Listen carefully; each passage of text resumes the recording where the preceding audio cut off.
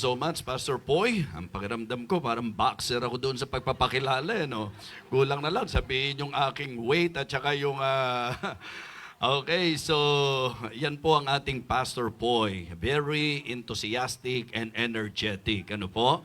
So, and very encouraging to see na yung mga bata, so talagang nakaka-bless, ano po, nakaka-encourage. And I believe, yung mga parents talagang tuwang-tuwa na nakikita nyo yung mga anak ninyo, yung iba naman, yung mga nasa apostolic ministry na dito, di ba? Yung mga apo-apo nyo na yung nakikita nyo.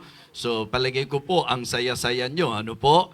So, kaya yun po yung isang bagay na kung pakakaisipin po natin, saan natin gustong lumaki ang ating mga anak. It is really great and wonderful to see na ang bata po sa murang gulang pa lang, sinasanay na po sa mga bagay na ukol sa Diyos. Lalo na po sa panahon natin ngayon. So again, good afternoon everyone. And to all our visitors, we are very happy to have you here in our church. And please understand and please be informed na ang church na ito ay hindi po another religion. Ang church na ito ay hindi po sekta o relihiyon. Ito po'y kalipunan ng mga tao na naniniwala sa bukas na paraan ng pag-aaral ng salita ng Diyos. Kaya po, huwag kayong mangamba, huwag kayong mag-alala. Ang importante lang po sa inyong pakikinig, bigyang daan po natin ang salita ng Diyos sa ating mga puso at sa ating mga isipan. Natutuwa rin po akong makita na si Rafael at si Abigail ay patuloy na nakakasama natin ngayon. Kung di ako nagkakamali, may anak kayo doon sa mga kumanta kanina? O, kita nyo po, di ba? Kasama pa yung mga anak nila o yung anak nila doon sa mga nag-present at nag-serve sa Panginoon through singing. At madaling malaman kung sino mga magulang. Opo, wag nyo pong panoorin yung mga bata, panoorin nyo po yung crowd. Makikita nyo kung sino po doon yung mga magulang. Kaya ko pong hulaan lahat kanina habang tinitingnan ko po kayo. Kasi po, it is undeniable na napakasaya na makita po sila. Ano po? So, tapos, yun po, ipag-pray po natin sila dahil nagbibigay pansin na po sila doon po sa aral ng bautismo sa salita ng Diyos. Ano po? At maging si Bernadette, natutuwa tayo sa Panginoon. She is very decided already to follow the Lord in water baptism. So please do pray for her. At masaya rin po ako na kanina pagpasok ko, nagulat ako, nakita ko si Kisiya, So, kanina si Sister Kisiya. Sa mga hindi nakakatanda sa inyo, may bahagi siya dito sa ministry natin nung nandito po siya at nakakasama po natin siya. So, it is good na nakita ko po siya ngayon at natutuwa ako sa Panginoon kung paano rin pong ginagamit sila ng Panginoon. Alright, this time, dadako na po tayo sa Baptist favorite. Amen? And our favorite is no other than the preaching of God's Word, the proclamation of the Word of God. And may I invite everyone to please open your Bible in the book of Colossians. Colossians chapter 3, verses 12 to 17 po tayo. And please follow me silently in your Bible as I read our text this afternoon. Colossians chapter 3, verses 12 to 17. By the way, happy birthday sa mga celebrants po natin. Maybe yung nagsa-celebrate exactly today at yun din po yung mga April celebrants po natin. Okay, again, Colossians chapter 3, verses 12 to 17. Put on, therefore, as the elect of God, holy and beloved, bowels of mercies, kindness, humbleness of mind, meekness, long-suffering, forbearing one another and forgiving one another. If any man have a quarrel against any, even as Christ forgave you, so also do ye. And above all these things, put on charity, which is the bond of perfectness. And let the peace of God rule in your hearts, to the which also ye are called in one body, and be ye thankful. Let the word of Christ dwell in you richly in all wisdom, teaching and admonishing one another in psalms and hymns and spiritual songs, singing with grace in your hearts to the Lord. And whatsoever you do, in word or deed, do all in the name of the Lord Jesus, giving thanks to God and the Father by Him. This afternoon, I would like to share the message of the Lord I entitled, As the Elect of God. As the elect of God. Let us go to Him in prayer. Our gracious, loving God, our Father in heaven, we would like to thank you and praise you for this wonderful afternoon that we will again hear thy words. Lord, I pray that you will use me as a channel of your blessing. May you give me wisdom, and please, Lord, give the people understanding heart para po ang mensaheng ito ay maging klaro po sa bawat isa sa amin. Sa iyo ko po lubos na ipinagkakatiwala ang maliwanag na pangungusap mo sa amin. Kung sakali man na mayroon pong mga pagod ngayon or marahil po sa kanila pong limitation, marahil po inaantok dakilang Diyos, hiling ko po sa iyo na bigyan mo po sila ng kalakasan at nawa wag pong magpaubaya sa pagkilos ng kaaway, kundi magkaroon po kami ng enthusiasm sa aming pong pakikinig ng iyong banal na salita. Muli po dakilang Diyos, sa iyo po ang aking pagtitiwala. Maging ang mga kasama po namin sa online, hiling ko po ang iyong pagpapala para po sa kanila. Ito po ang aming panalangin sa pangalan po ng aming Panginoong Jesus. Amen. Amen. Okay, you may now be seated. Colossians chapter 3, if you will study this chapter, ito po ay patungkol po doon sa inaasahan sa mga tunay na mananampalataya. Hindi na po natin binasa yung pong mga unang mga verses, pero sa opening pa lamang po ng chapter 3, mababasa nyo na po doon yung pong statement, if ye then be risen with Christ. Seek those things which are above, where Christ sitteth on the right hand of God. Set your affection on things above, not on things on the earth. Ibig sabihin po, your mind, your heart, your totality, pagka-Kristiyano ka na, ang dapat, ang appetite, affection, and attention mo nasa mga bagay na po ng Panginoon. Amen? About spiritual things. Because hindi po natural sa tao ang longing sa mga spiritual na bagay. Hindi po ito natural na ating pong hanapin ang mga bagay ng mga Diyos. Ang natural po ng tao, ang kanyang gustuhin po, mga bagay sa mundong ito, mga bagay ng kalayawan, mga bagay na pangtemporal, mga bagay na nakatutok lang sa mundong ito. At yun po ang sinasabi ni Apostol Pablo, na bilang mananampalataya, ang marapat makita po sa atin, ang ating pong again, appetite, enjoyment, yung pong delight and desires po natin, dapat nasa mga bagay na ukol na po sa langit. Kaya tinalakay niya po dito ang usapang, okay, dapat hubarin at dapat ibihis. Okay? This is about the things that we need to put off. And then, ano raw po yung dapat i-put on natin? At doon ho ako sa sentro. Sa teksto po natin, mapapansin nyo po, ang sabi ng verse number 12 again, put on, therefore, as the elect of God. At gusto kong sa pagsisimula po natin, magkaroon muna po tayo ng idea, sapagkat ngayon po, yan ang medyo controversial na issue, yung doctrine of election. I would like all of you to know na ako po bilang tagapangaral, ako po bilang tagapanguna ninyo, ako po bilang pastor ninyo, I believe in election ayon sa itinuturo po ng Bible. But the idea of election na akin pong pinaniniwalaan, kailanman po ay hindi ko inihihiwalay sa katotohanan po ng tinatawag nating pagiging all-knowing ng Panginoon. What I mean to say, ito po'y laging nakaugnay sa foreknowledge ng ating Panginoong Diyos.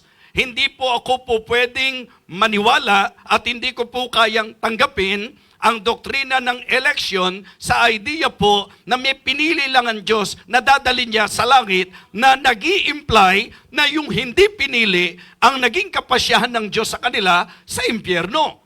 Okay? Ang dahilan po kung bakit hindi ko po paniniwalaan yan, kasi ang nakita ko pong sistema ng Diyos, hindi niya inilagay ang kahit sinong tao sa kalagayan na po pwede siyang magkaroon ng katwiran kung siya'y mapapahamak. Okay? At ito po'y recorded sa Romans chapter 1. Nung sinabi po ng Romans chapter 1, "For the invisible things of Him from the creation of the world are clearly seen, being understood by the things that are made, even His eternal power and Godhead." Ang sabi po sa last phrase, "so that they are without excuse." Ibig sabihin, dinisenyo po ng Diyos na ang tao po sa pariwarang buhay, ang tao po sa kapahamakan, ang tao po sa pagpunta sa impyerno ay walang po pwedeng ikatwiran.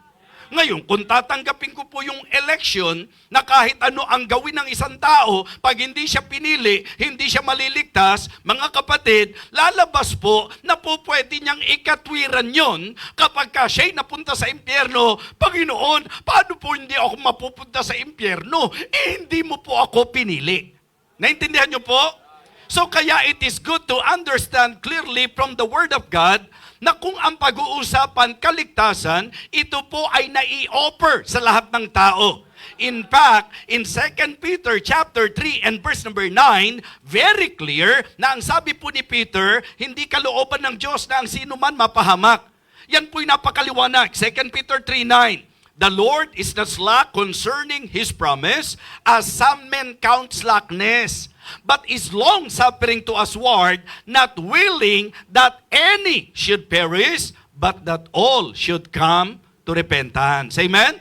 Hindi raw po ibig ng Diyos, hindi raw po ang kagustuhan o kalooban ng Diyos ang tao mapahamak. Ang gusto raw po niya, ang tao ay magsisi. Ang sabi po, ang nais ng Panginoon, ang tao po ay lumapit sa Kanya, kumilala sa Kanya, at manampalataya sa Kanya.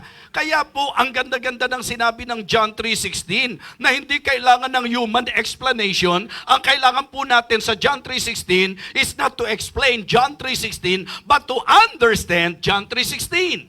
Ang sabi po, "For God so loved the world that He gave His only begotten Son, that whosoever believeth in Him should not perish, but have everlasting life." Ang nangyayari po, yung nagtuturo nung doctrine ng election doon sa negatibong side na binabanggit ko po sa inyo, yun daw pong world na tinutukoy daw po doon ay yung mga elect. Iniisip ko lang, paano ko pag-uugnayin yan? Diba? Una, wala naman nakalagay na ganon. Pangalawa, baka komentary ang nagsabi nun. Pangatlo, kung tatanggapin ko yung sinabi ng komentary, ang tanong ko po, paano nyo pag-uugnayin po, "For God so loved the elect, that He gave His only begotten Son." Okay? Ang kasunod po, "that whosoever believeth in Him." Elect na pala eh. Bakit po meron pang whosoever? "That whosoever believeth in Him should not perish." Therefore, it is wrong to interpret John 3:16 na yung word dito is referring only to the elect. Hindi po. Diba? Ano po ang malinaw na pagpapatibay niyan? 1 John chapter 2, verses 1 and 2. 1 John chapter 2, verses 1 and 2. Ito yung doctrinal side natin. Ano po? Ang sabi po, mga kapatid, "My little children, these things write I unto you that ye sin not. And if any man sin, we have an advocate with the Father, Jesus Christ the righteous." Sabay-sabay nyo nga pong basahin verse number 2. Ready? Begin. "And He is the propitiation for our sins."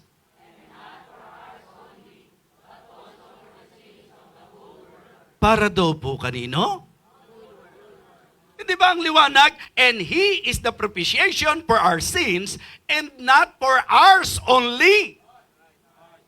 Hindi sa atin lang, ang sabi niya, but for the sins of the whole world.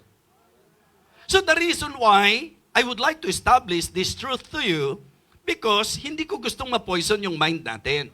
Ang gusto ko po, makita nyo ang klarong mensahe na ang pag-ibig ng Diyos ay ipinahayag niya sa lahat ng tao, na ang kaloob ng kaligtasan ay ini-offer niya sa tao, at ang kapasyahan ng tao ang pwedeng maging dahilan ng kanyang kaligtasan at ng kanyang kapahamakan. Hindi po nagpapaging mahina sa Diyos yan. Because the Lord designed His creation that way. Hindi naman po robot ang nilikha niya eh. Ang nilikha po niya tao, na ang tamis sa Panginoon na yung taong kanyang nilikha na hindi obligado kundi merong choice, ang kanyang choice, ginamit niya para piliin ang Diyos sa kanyang buhay. Amen? Diba? Kasi ang tao daw po totally depraved.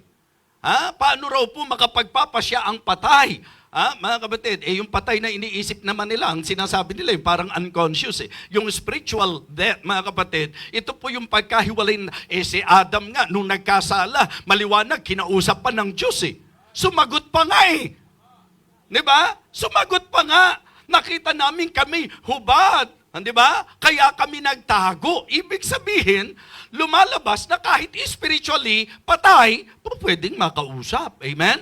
So kaya mga kapatid, mga minamahal, I just would like to emphasize to you na yung elect na tinutukoy dito, ito po yung mga elect, meaning ligtas, dahil po mula pa lang sa pasimulan ng mundo, kilala na ng Panginoon, alam na ng Diyos kung sino ang mananampalataya sa Kanya. Kaya po ang atin pong laging inuugnay sa usapan ng election ay yung pong predestination according to the foreknowledge of God. Romans chapter 8, please.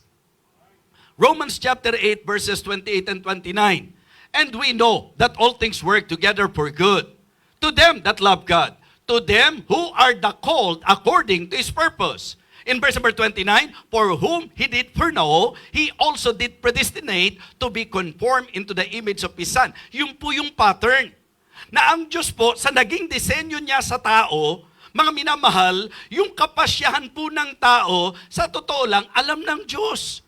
Kaya nga, sinasabi ko po, yung pong argument na wala bang karapatan ng Diyos, na piliin niya kung sino ang ililigtas niya, mga kapatid, hindi naman ito usapan ng karapatan ng Diyos. Usapan ito ng katotohanan sa banal na kasulatan na talagang kung Diyos ang pag-uusapan, ang kanya pong offer ay para sa lahat. Opo, para po sa lahat. Nililiwanag ko po yan. Kasi ang pinag-uusapan dito, yung karapatan ng Diyos, gagamitin ba niya para sirain yung kanyang katangian? Diba? Ang Diyos po, pag-ibig. At ang pag-ibig ng Diyos para sa lahat. Amen? Okay, pangalawa, ang Diyos po'y makatarungan. Di ba? Ang ibig sabihin, our God is just, our God is fair. Kung pipili lang siya, lalabas, ano naman ang dahilan para piliin niya yung ibang makasalanan sa ibang makasalanan? Lahat naman po makasalanan. So kaya mga kapatid, walang sino man po pwedeng mag-blame sa Diyos. Kung mapapahamak ka, walang ibang may kinalaman, ikaw din. Sapagkat hindi mo tinanggap ang libreng kaloob ng Diyos. Okay, ang sabi po ng Romans 6:23, for the wages of sin is death, but the gift of God is eternal life through Jesus Christ our Lord. Kaya nga po sa mga bisita namin, di ba niliwanag ko po sa inyo, hindi po ito issue ng religion It is about the message of God na kung saan po the very reason why He came to earth is to seek and to save that which was lost. Di ba? Hindi naman siya napunta rito para hanapin at iligtas yung mga elect. Ang kanya pong pinuntahan dito, lost. Sino po yung lost? Hindi ba tayong lahat lost? So tayo ang pinuntahan niya. Pero kung hindi mo siya tatanggapin, kung hindi mo siya sasampalatayanan, kung i-reject mo pa rin siya sa kabila ng kanyang offer sa iyo, hindi mo po pwedeng i-blame ang Diyos sapagkat ikaw ang tumanggi sa kanya. Amen? Huwag nating alisin yung human accountability. Diba? So ganun ang disenyo ng Panginoon. Accountable tayo sa desisyon na gagawin natin. Kaya akin pong inilalatag ng malinaw sa inyo. Nung likhain ng tao, ang linaw po na ang accountability inilagay ng Diyos sa tao. Of all the trees of the garden, thou mayest freely eat, but of the tree of the knowledge of good and evil, thou shalt not eat of it, for in the day that thou eatest thereof, thou shalt surely die. So yung taong nilikha niya, nilagay niya sa accountability. Ito yung pwedeng kainin, ito yung hindi dapat kainin, ito mangyayari sa iyo pagka kinain mo yung ipinagbabawal ko, mga kapatid, malinaw po yun. Di ba? Sa usapang bayan ng Diyos, behold, I have set before you life and good, death and evil. Pipili ka Di ba? I have set before you this day a blessing and a curse. A blessing if you obey, and a curse if you will not obey. Kung ang pag-uusapan New Testament, Maliwanag po, mga kapatid, na meron pong whosoever. Kaya sabi ko po, ang isang bagay na maintindihan dapat ng lahat sa atin, yung pong doctrine sa Biblia, hindi po pwede sa rule of interpretation na may contradiction. Diba? Naniniwala ako, sinabi ko na sa inyo ito, na si Jesus Christ ay tao sapagkat siya'y nagkatawang tao.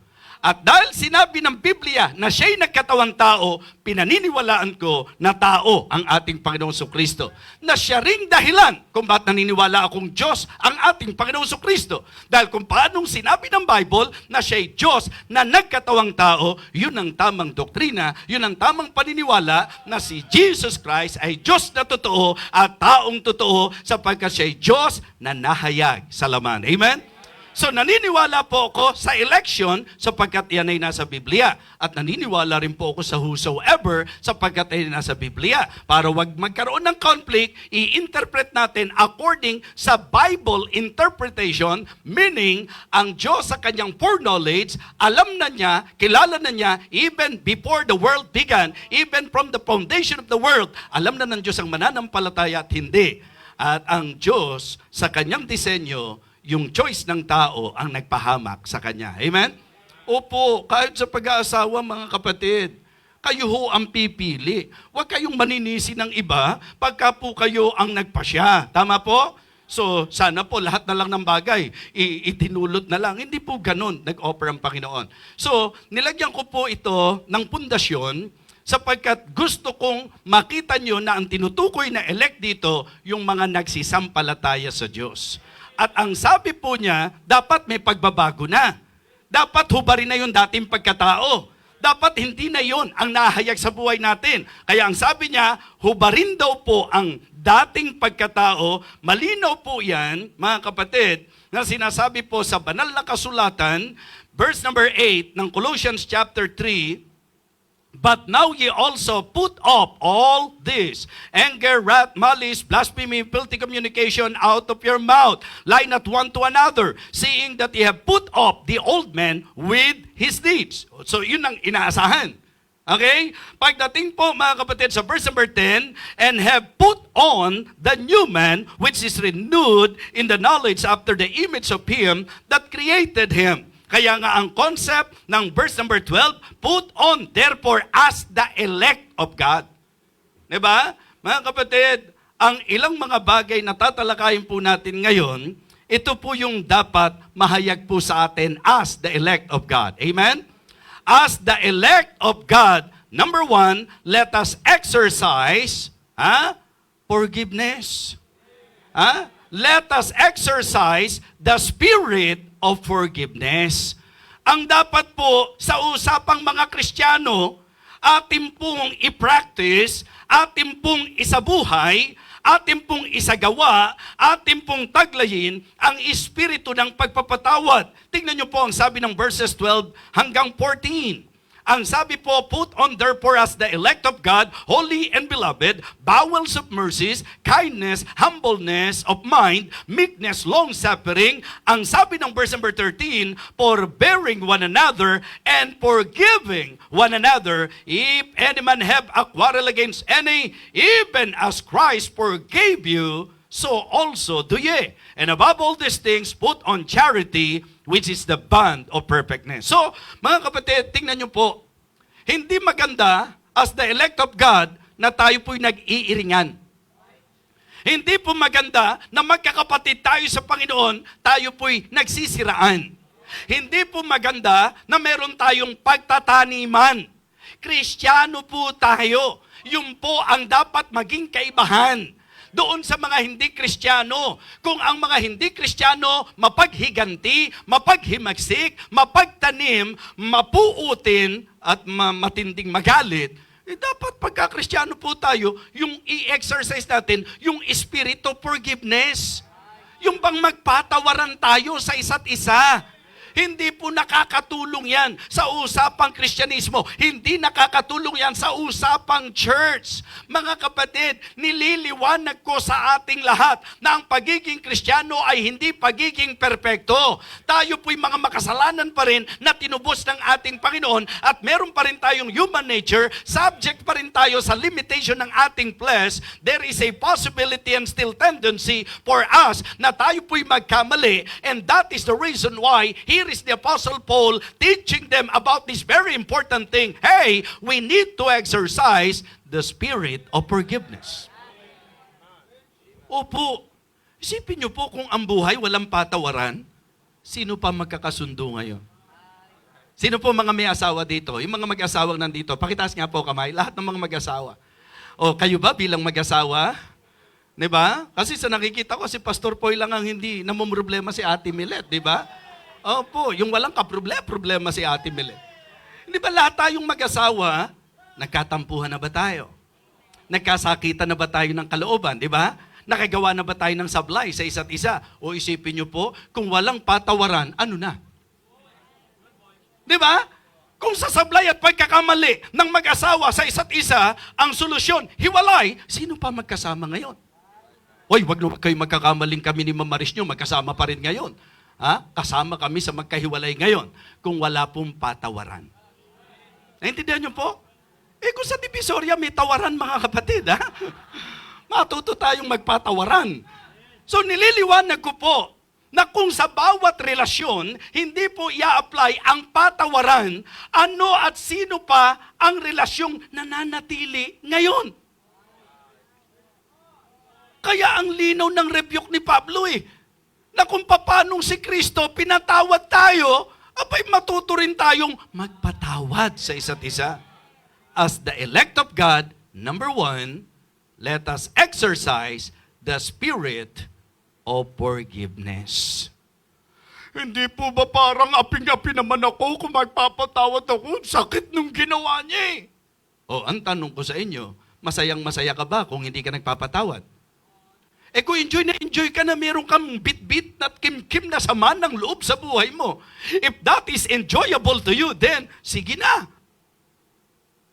Pero kapag ka pumipuot, may galit at kapaitan, tayo rin naman ang hirap Kaya nga sabi ko po, ang utos ng pagpapatawad, hindi po ito sa kapakanan nung pinatawad, sa kapakanan mo ito.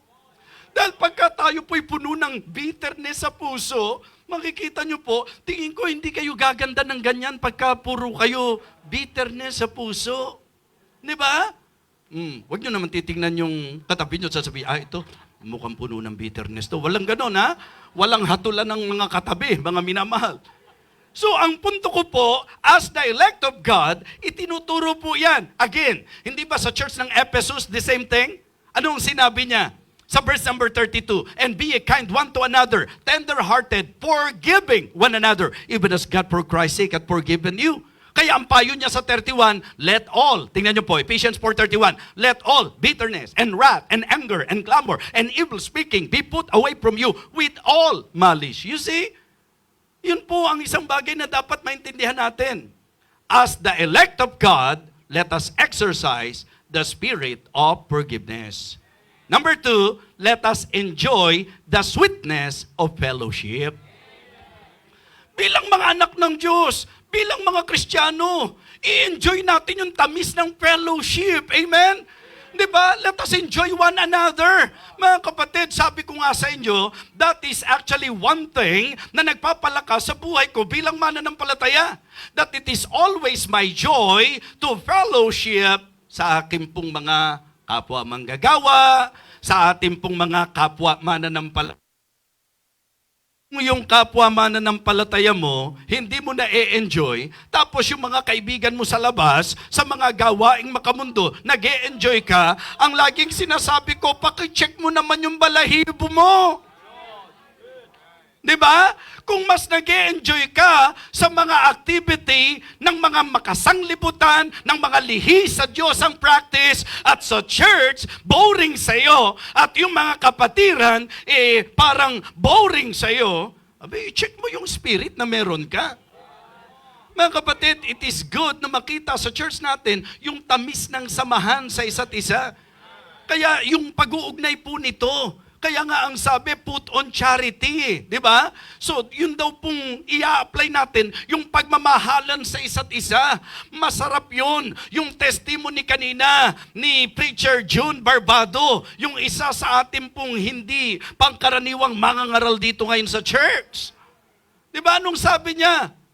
Minsan sa buhay niya, he tried to enjoy, okay? Friends outside. Please don't get me wrong, do not hate them. Love them. Hindi po tinuturo natin na pagka-Kristiyano tayo, bawal nang may kaibigan sa labas. Hindi po ganon. Ang hindi po tama kung tayo'y nakikisama sa mga ginagawa ng mga hindi mananampalataya na alam nating lihi sa kalooban ng Diyos. Diba? Pero anong sabi niya? Ngayon nang na-enjoy niya. Sobrang nagpapasalamat siya sa mga young pro ng church nating ito. Amen? Kasi sa totoo lang, yun ang mas masarap ka-fellowship. Ako kasi mga kapatid, hindi ako loner. Diba? At sa pagkakaalam ko, yun ang mas biblical. Kasi no man liveth unto himself and no man dieth unto himself. Dinisenyo tayo na we need each other. Kaya pag aalis ako, gusto ko may mga kasama ko eh. Opo, pag nasa bahay, ayoko po talaga nag-iisa, mga minamahal. Kaya po, hindi ako magkandatuto, kausap po, ganyan. Yun po kasi yung enjoyment ko. Wala po akong magawa. Minsan, iniiwan nila ako mag-isa sa bahay. Diba? Paano na lang kung may mga magpapakita doon? Ano ho? Kidding aside, enjoyment ko po na maka-fellowship kayo. Opo.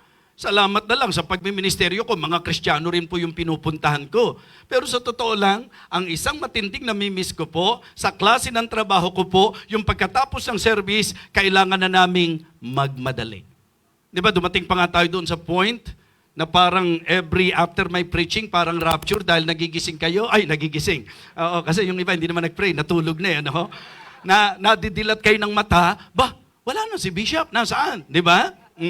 So mga kapatid, ang ibig ko pong sabihin, longing ko po na maka-fellowship kayo. Bakit? Kasi yun po yung isang realidad eh. Pagka mananampalataya ka, kagalakan mo na makausap ang kapwa mo mananampalataya. So kaya mga kapatid, sabi nga, I love the thrill that I feel when I get together with God's wonderful people. Ang sarap ng fellowship. What a fellowship, what a joy divine, leaning on the everlasting arms. Amen? Mga kapatid, yun po ang una. As the elect of God, we need to exercise the spirit of forgiveness. We need to enjoy, amen, the sweetness of fellowship. And then thirdly, we need to emphasize the strengthening of faith. Diba? Bilang sa Panginoon ka, ang bigyan mo ng emphasis yung pagpapalakas ng iyong pananampalataya. Mga kapatid, mga minamahal, kaya po tayo madaling bumibigay, kaya po tayo madaling bumibitaw. Ang dahilan po, hindi po natin pinapagtitibay ang ating mananampalataya. As the elect of God, we need to emphasize, okay? We need to emphasize, mga kapatid, we need to emphasize the strengthening of faith. And you know what? Magkakaugnayan. Pagka ang ka-fellowship mo at na-enjoy mo yung mga kapwa mo mananampalataya, ang ginagawa natin sa church, ano po? Exhorting one another. Amen? Hebrews 10:25, di ba? Not forsaking the assembling of ourselves together as the manner of some is, but exhorting one another, and so much the more as you see the day approaching. In Colossians chapter 3 and verse number 15, and let the peace of God rule in your hearts, to the which also ye are called in one body, and be thankful. Yun po yung masasabi nating sweetness ng fellowship. Tinawag tayo sa isang katawan. And in verse number 16, let the word of Christ dwell in you richly in all wisdom, teaching and admonishing one another in psalms and hymns and spiritual songs, singing with grace in your hearts to the Lord. Amen? Mga kapatid, ang sarap po na yung salita ng Diyos, yun po yung pinagbubulay-bulayan natin. Iyon po yung ating pinag-aaralan. Iyon po yung ating pong hinahayaan na magpatatag at magpatibay ng ating pananampalataya. Mga kapatid, as the elect of God, we need to emphasize doon po sa pagpapalakas, strengthening of faith. And then, as the elect of God, mga kapatid, we need to exalt the Son and the Father. As the elect of God, we need to exalt the Son and the Father. Ang sabi po ng verse number 17, and whatsoever you do, or whatsoever you do in word or deed, anong sabi? Do all in the name of the Lord Jesus, giving thanks to God and the Father by Him. Ito ang magandang makaugalian natin bilang Kristiyano. Ito po ang magandang makagawian natin bilang mananampalataya. Yung atin pong laging itaas, ating itanghal, ang ating Panginoong Jesus at ang ating Ama. Amen? Ano man daw po, in word or deed, sa mga sinasabi mo, sa mga ginagawa mo, let us always exalt the Son and the Father. Ang ating pong takbo sa buhay, ang ating paglilingkod, everything that we are doing sa buhay natin bilang mga Kristiyano, in everything that we do, in everything that we say, we need to exalt the Son and the Father. Amen? As the elect of God. Ilang bagay po ang tinalakay natin as the elect of God? What is number 1? Lakasan nyo po. What is number 1? How about you this afternoon? May mga kabigatan ka pa ba ng loob? May mga puot at galit pa ba sa puso mo? May mga kapaitan ba dyan? Meron kang kairingan pa hanggang ngayon? May pagmamatigas pa rin ba sa ating puso tungkol sa mga somebody na nagkaroon ng atraso sa atin? Ang sabi po, if we have quarrel against any, kung meron pong ilan na nakadiferensya sa atin, ang sabi po, kung paanong si Kristo'y nagpatawad, gayon din naman, magpatawad tayo. Amen? So that is number 1. Di ba? Exercise the spirit of forgiveness. Number 2. Ano po? Again, it is good to evaluate ourselves. Are we enjoying the church? Are we enjoying our fellowship? Diba? Yung pong pagsasama-sama po natin, excited ka ba na sasambahin mo ang Diyos, nakasama mo ang mga kapatid sa Panginoon? Yun ang dahilan kung bakit kung meron dapat matibay na samahan, ito ay ang mga samahang Kristiyano. Amen? Kaya ayaw nating ito tolerate sa church na ito, yung mga chismisan. Ayaw nating ito tolerate sa church na ito, yung kampihan. Ayaw nating ito tolerate sa church na ito, yung siraan. Ang ating pong nais i-promote sa church na ito, yung bang i-enjoy natin ang fellowship natin sa isa't isa. Amen? And then number 3, kamusta tayo sa usapang pananampalataya? Are we growing? Yun ang dapat bilang elect of God, we need to strengthen our faith. So yun ang dapat maging emphasis po natin. Yun ang dapat focus natin. Saan titibay ang pananampalataya ko? Paano titibay ang pananampalataya ko? Let the Word of God dwell in you richly in all wisdom. Amen? Teaching and admonishing, ang sabi po ng Biblia. Nahandoon yung mga makadiyos at makalangit na awitan at papuri sa Diyos. And then lastly, subukan nga natin yung 4. Amen? Ano yung number 1? O saglit, ang tapang nyo ha? Ang tapang nyo, burahin natin yan. Kaya pala ang lakas ng loob at ang lakas, kasabwat nyo pala yung nasa, kasabwat nyo pala sila. Ano yung 4? As the elect of God, ano yung 4 na dapat nating matandaan? Number 1? Number 2? Number 3? And number 4? Kita nyo, pag nagtatanong tayong ganyan, ikaw kahit ang sinasabi mo, para ka na rin nakakasagot. Amen? Oo. Antindis lang eh. Oh, mga kapatid, gusto ko lang mag-stick sa mind natin yan.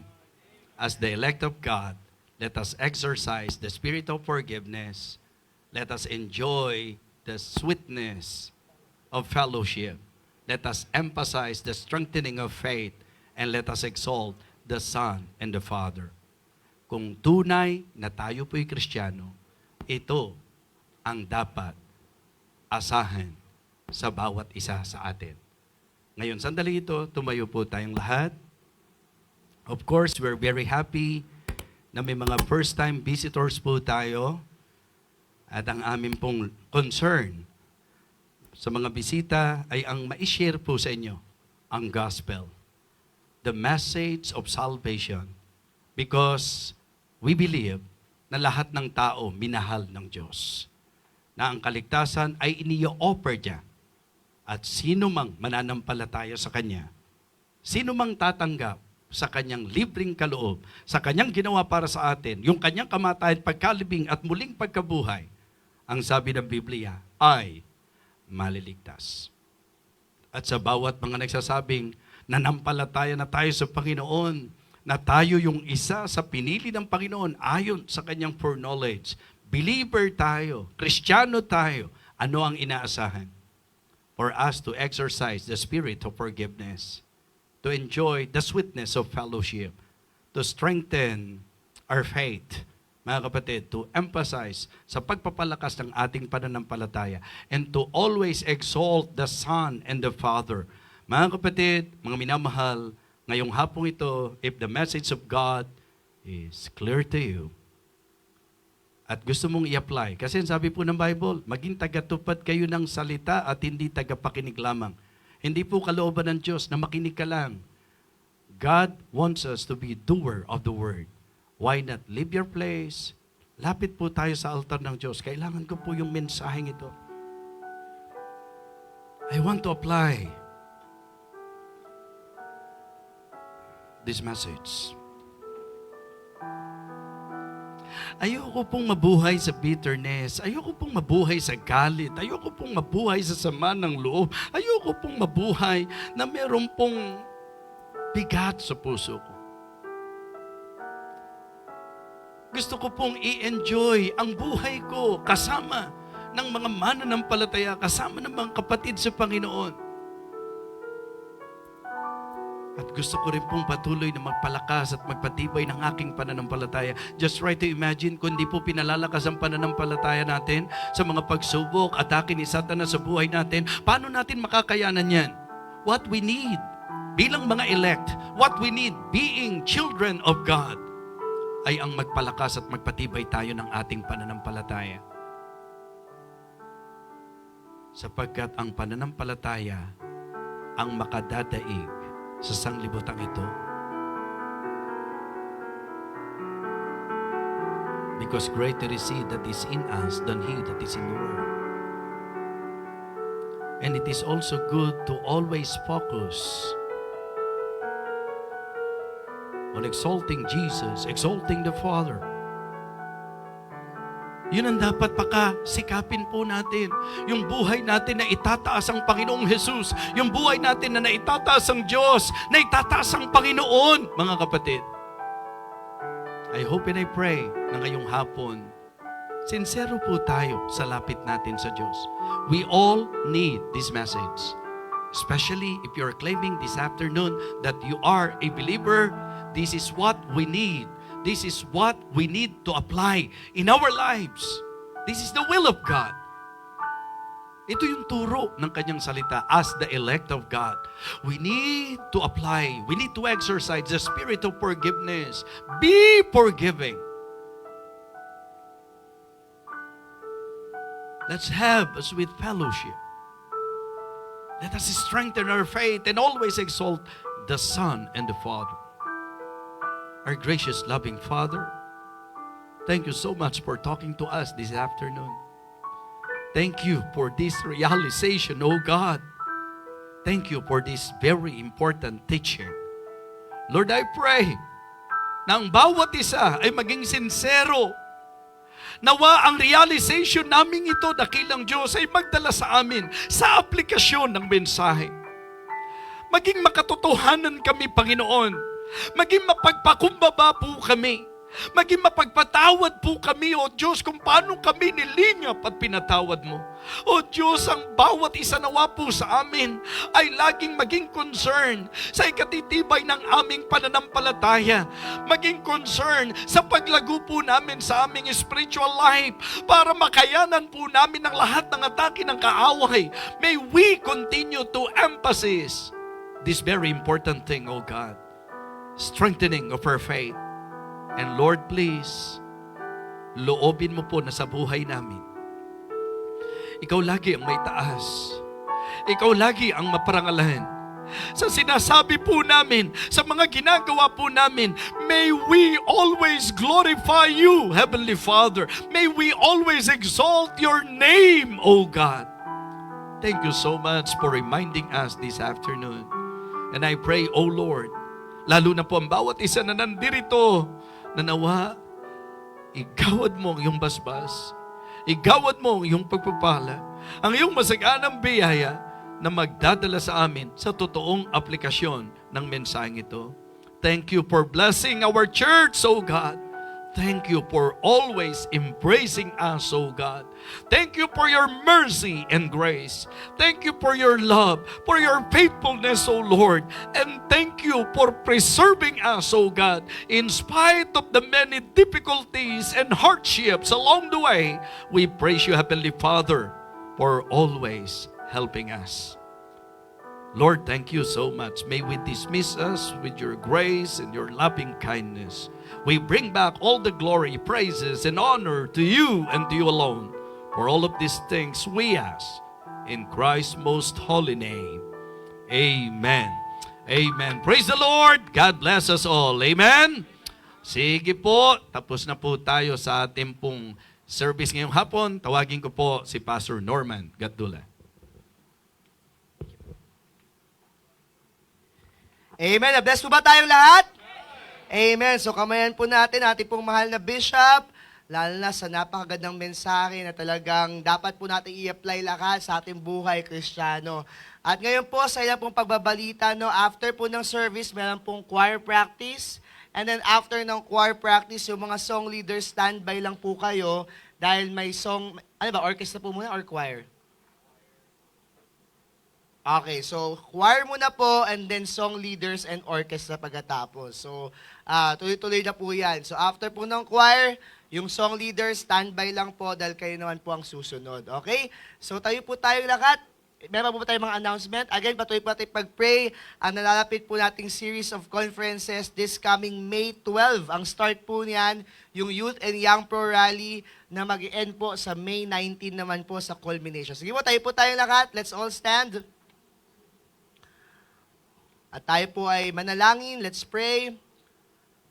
Dear Father in heaven, we thank you, Panginoon, sa hapon po ito bigay po sa amin. Sa buong araw po na pinagpala niyo po kay Panginoon sa mga mensahe po na amin po napakinggan, sa mga awitin po amin pong napakinggan, Panginoon, sa lahat ng serbisyo na iyo pong pinayagan po, Panginoon, tinanggap po. Ngayon pong araw po ito, Panginoon, we pray for our bishop continually. Patuloy po siyang ingatan sa kanya po mga preachings for the rest of the day, Panginoon. Patuloy po siyang pagpalain, Panginoon, sa lahat po ng kanyang ministeryo. And Lord, sana po ang aming po natutunan ngayong hapon po na ito, Panginoon, bilang elect niyo po, Panginoon, bilang niligtas niyo po, Panginoon, nawa ito po ang makita po sa buhay po ng bawat isa po sa amin. Sa Panginoon, ingatan niyo po ang bawat isa sa amin sa aming pag-uwi ay ingatan niyo po kayo, Panginoon. Thank you for everything. We praise you, we honor you, Jesus, and we pray. Amen and amen. Gabayan po tayo lahat ng Panginoon. God bless us all.